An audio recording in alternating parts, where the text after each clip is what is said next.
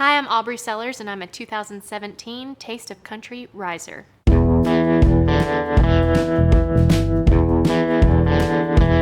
I got my first guitar when I was 13 or 14 and started writing and playing, but not in front of anyone. I mean, I didn't sing in front of probably a single soul until I was 16, I was homeschooled and very introverted and spent a lot of time reading and spent a lot of time writing and just, traveling too. I was on the road a lot with my mom and so I was around music all the time from very, very little.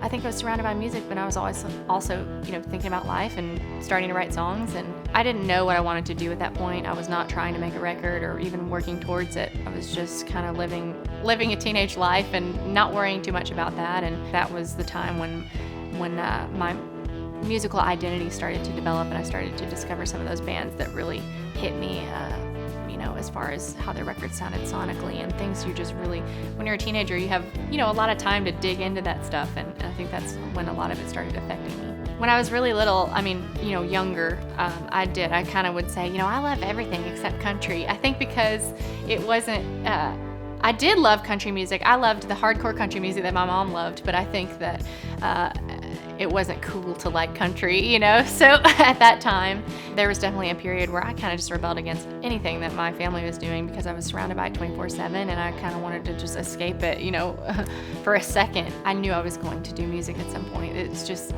you can't grow up around it and have it that ingrained in you and not do it.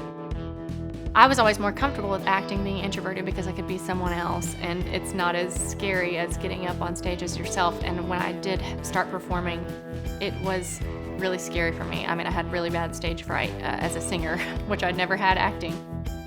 I think that it can maybe help you kind of fake it until you make it, that kind of a thing.